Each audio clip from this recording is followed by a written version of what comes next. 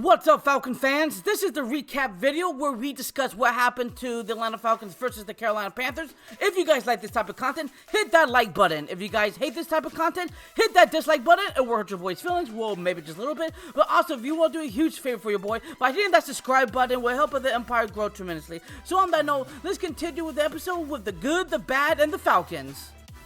Let's talk about the bad stuff first so we can get rid of that right out of the gate so we can kind of explore what happened to the Atlanta Falcons passing game, because the running game was pretty much everybody expected to get over 100 rushing yards and at least one plus rushing touchdowns, and that's what the Falcons did with Tyler Algier, and he did a good job on that. So did Bijan Robinson with everything else. But a lot of people were criticizing the Atlanta Falcons offense when it came to, throwing down the field, moving the chains consistently, because we kind of struggled with that in the first quarter, second quarter, third quarter, until the very fourth quarter where we kind of got that situated. It's all about how you establish the tone early on, where it doesn't mean get you guaranteed success, but it gives you a better chance, in my opinion. So when Desmond Ridder got his first opportunity to complete the first pass in the 2023 season, it was bounced up, and Desmond Ridder caught it for a -6 yards reception, just in case if the Carolina Panthers somehow got it and maybe the ref decided to give them the ball.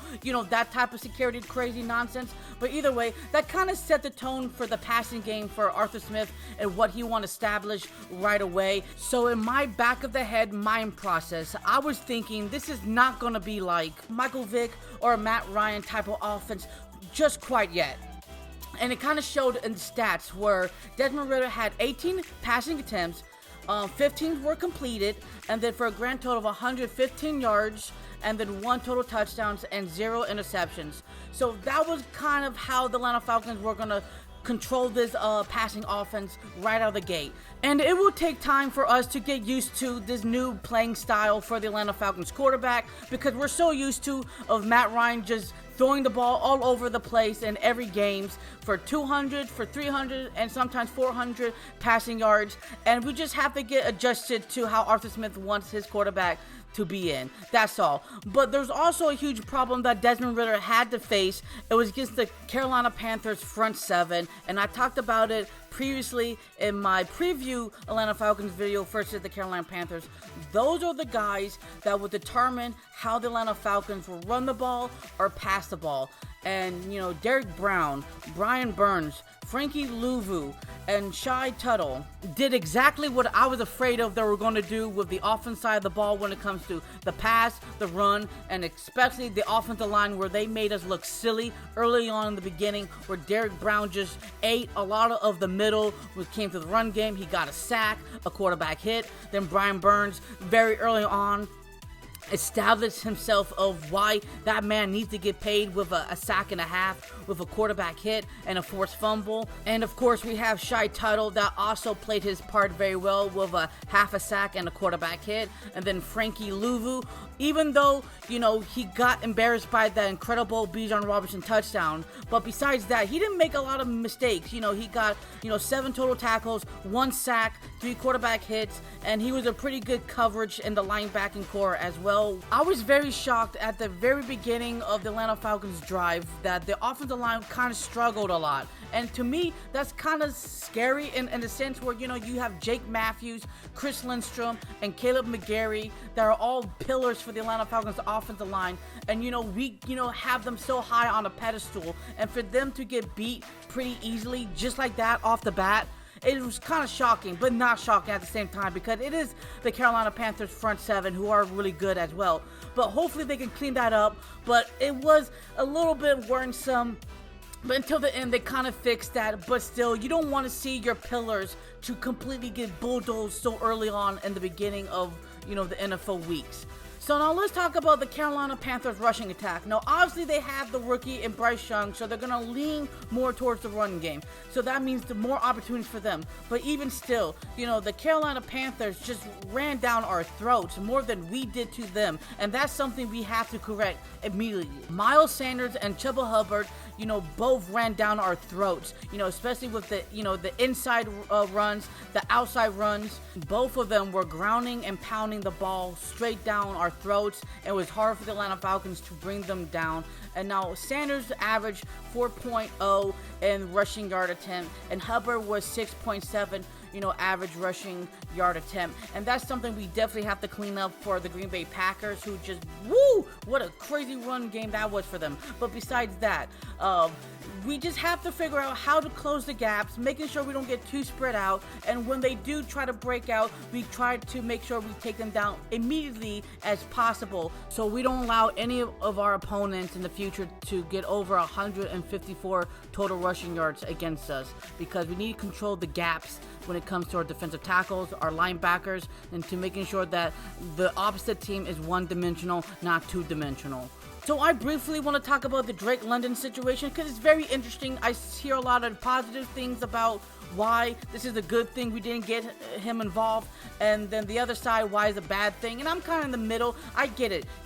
It's great that you win a game without using your best wide receivers, but at the same time, you would like your best wide receiver to make plays and give him the ball, and to make him contribute a lot where he can. And for that reason, it's very interesting. Now we have to see will this be a trend for Desmond Ridder and Drake London if he doesn't get any opportunities, or he can't get any opportunities, or if it's his fault if he drops the ball or Desmond Ridder overthrows him. That stuff kind of situational wise. But it is very interesting to see that the Atlanta Falcons have so much arsenal power at their disposal when it comes to receiving core and at the running core as well, where Tyler Algier, Bijan Robinson, and CP can run and pass at the same time.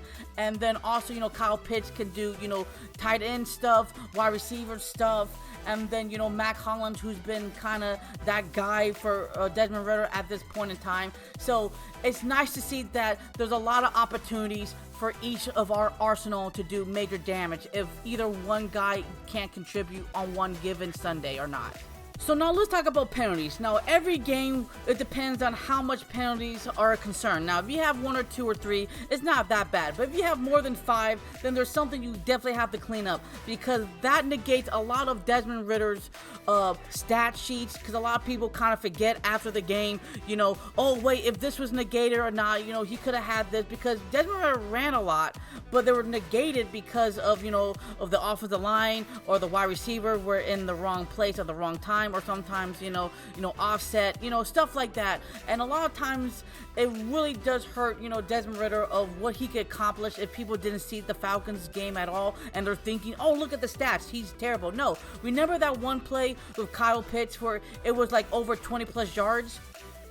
But then it was brought back because of Drake London. Those are the type of little things, minute details that really hurt, the drive. Then you have to go, instead of, first down, you have to go, first and 15 or first and 20. And then that changed the entire, scheme for the Atlanta Falcons of what they want to accomplish down the field. Instead of, run, they'll have to pass, run, or some type of weird, play calling that Arthur Smith doesn't probably want to use, but he kind of have to. So those things really do hurt the Atlanta Falcons, and also vice versa for the Carolina Panthers as well, because they also got 9 penalties that really contribute to them losing this game as well. So now let's talk about the last bad thing I want to talk about in this video.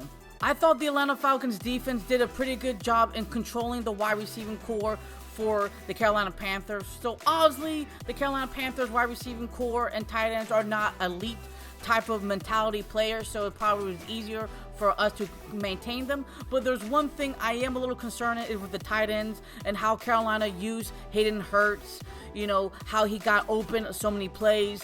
And, Bryce Young was targeting him 7 times, caught 5 receptions for 41 total yards and a touchdown, and 14 was his longest. But the way they used Hayden Hurts in so many different ways of coverages to get him wide open, it is a little concerning, because you would like to shut down everybody at their disposal. Of course, that's not going to happen in every gameplay. Of course, you're going to have, box in the wide receivers, box in the running back, box in the tight ends, but you can't do it every time. But there's going to be that one guy you kind of have to make sure that if he is the favorite target, you got to check him out. You got to have a spy or have him double coverage. And a lot of times we didn't do that properly, and hopefully our defensive coordinator can adjust appropriately when it comes to the Green Bay Packers next, because they do have, I think, a better wide receiving core, definitely a running back receiving core as well, and a little bit better upgrade on the tight end position. But I think we can definitely improve on that situation. But it is something to note about, that we cannot allow anyone to ball out if it's all possible, of course.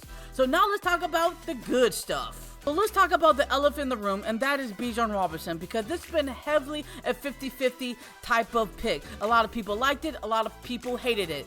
So was it worth grabbing the 8th overall pick to a running back out of Texas? Now, on paper, if Falcon fans or non-Falcon fans didn't see this game and you looked at it on the stat sheet, you'd be saying it was pretty average. 10 carries for 56 total rushing yards, 0 touchdowns, but his longest was 21. When it came to receiving yards, he was targeted 6 times, caught all 6 receptions for a grand total of 27 yards and 1 touchdown, and the longest was 17. Now, most people will probably say it was just average. It wasn't excellent, it wasn't bad, but you have to watch the game to really see what he contributed on a lot of passing and rushing first down conversions that really helped us move the chain. We also saw how he can use his flexibility, his juking mechanics, and also his IQ test of where the football needs to go, and how opposing coordinators will have to come up with a strategy to stop Bijan Robinson from touching the ball, because when he does, he has the golden opportunity to get a touchdown for the Atlanta Falcons. And that's something that's really beneficial for us, because that means that the opponents are probably going to be scared of him, or at least don't underestimate him. So that leaves other wide receivers, weapons for the Atlanta Falcons, running backs, etc. Pick your poison type of situation where you can't underestimate anybody and nobody, because if you do, stuff like this will happen, and this will only benefit more with the Atlanta Falcons. And plus, Bijan Robinson is going to get more comfortable down the line when he's going to get more opportunities to play against opponents. He's going to get more comfortable with the plays. He's going to get more comfortable with Tyler Algier and CP, teaching him the ropes, and also get more comfortable with Ritter and his connections and his understandings where he needs to go and fill through the gaps. So it's going to be all fine and dandy, and I know he's going to have better opportunities in the near future, because he has Tyler Algier to back him up, who's also been a really good stunner for us last season as a rookie, but this season coming in with 2 touchdowns already, with 15 carries and 75 yards, and he's just a tough down the hill thumper type of linebacker. Well, used to be a linebacker, now running back, but he has that mentality of he's going to get you shoved and you pushed, not the other way around. And I thought he just shows, the tenacity, the quickness, the IQ of where the holes need to be in. And even when he does get bring down, he will take everybody down with him, no matter what the situation is. So I'm very excited to see how the run game is proceeding right now. So now let's talk about Jesse Bates III in week 1, because it was very impressive. 10 tackles, 2 interceptions, 2 pass deflections, and 1 forced fumble that really helped the Atlanta Falcons win this matchup. Now, I did Atlanta Falcon case file series on him when he was with the Cincinnati Bengals, and I stated previously he had probably one of the most difficult positions to really master, because safeties are usually the last line of defense if everybody else blown their coverage. But this is the opposite, where he took charge, where he took control and kind of forced Bryce Young to make 2 bad decisions, to where he captivate them, to making sure that the Atlanta Falcons get points. And he also saved a touchdown, potentially by knocking the ball out of the running back Miles Sanders. And that's what a leader does. He leads his men on the battlefield to making sure that they win at the end of the day, and it showed. And I'm so excited to see what he's going to bring in the future for the Atlanta Falcons. So I quickly want to talk about AJ Terrell's performance, because I thought it was so much better compared to last season, week 1 against the New Orleans Saints, where he just got burned, he got toasted, he gave up 2 touchdowns. But this time, he made sure that his opponent did not get full separation. He made sure he was sticking with his wide receiver or tight end or running back, whoever he was covering, to making sure that they were not going to get open and not get a first down. And he did everything in his power to making sure that the Panthers were going to make incompletion every time he was thrown his way, and I liked it. So I'm excited to see what he's going to bring when it comes to the Green Bay Packers. A huge contributor has to be our defensive coordinator and Ryan Nielsen, who definitely made sure that Bryce Young play like a rookie quarterback, because sometimes when it comes to rookie quarterbacks, they can play like all-stars, and it just really is embarrassing when that happens to your side of the team where you're trying to stop them. But I'm glad that he created pressure. He created a bunch of different disguises to really trick Bryce Young. And all the pressures, all the hurries, and all, the tackles, and the making sure that the Panthers did not move the chain consistently enough to only allow to score them 10 points in the entire game is incredible. I love the pressures. I love that, we had 7 quarterback hits. I love that we had over 10 plus hurries. I thought, David Automata, Grady Jarrett, Carr, Anderson, Ellis, Grant, Bates. I thought they all contribute pretty well.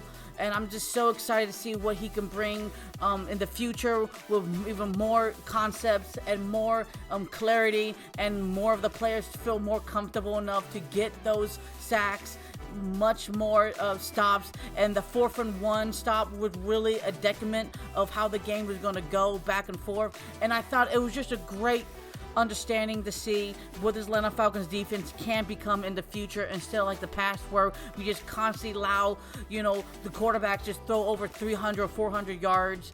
Of course, the run game we have to fix up, but you know what? It's a good start, and I'll take it.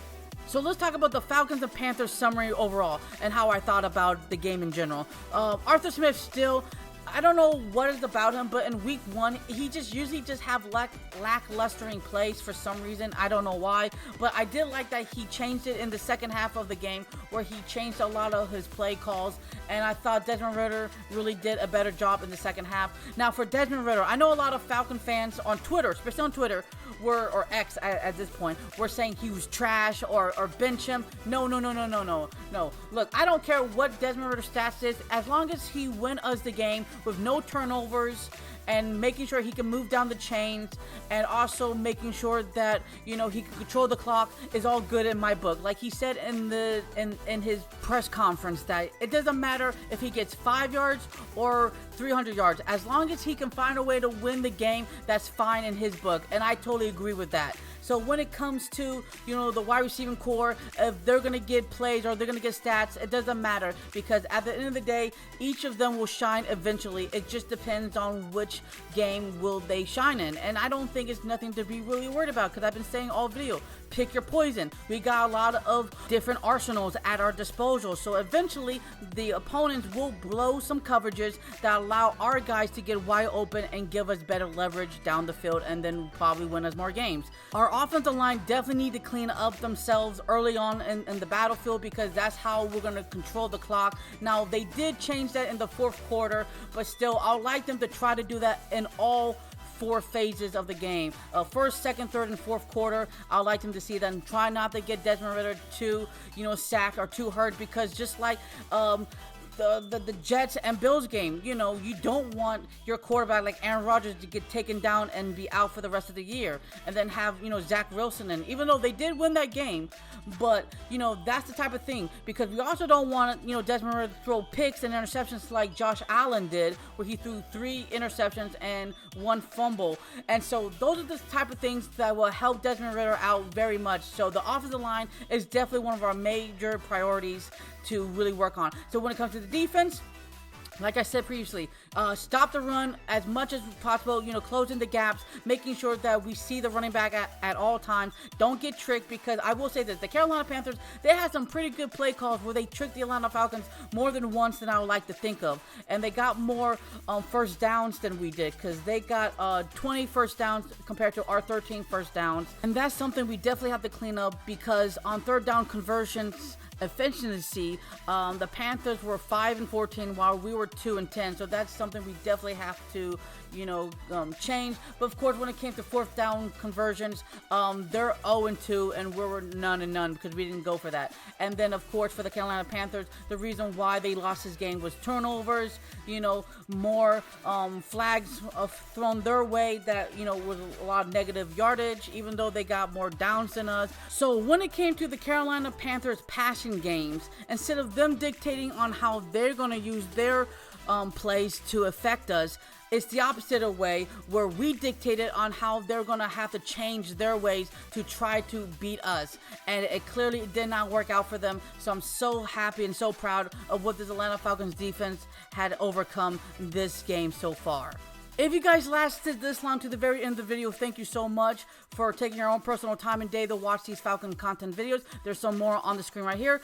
So what do Falcons do? Rise up. Until the next episode, show love and peace to the world, and peace.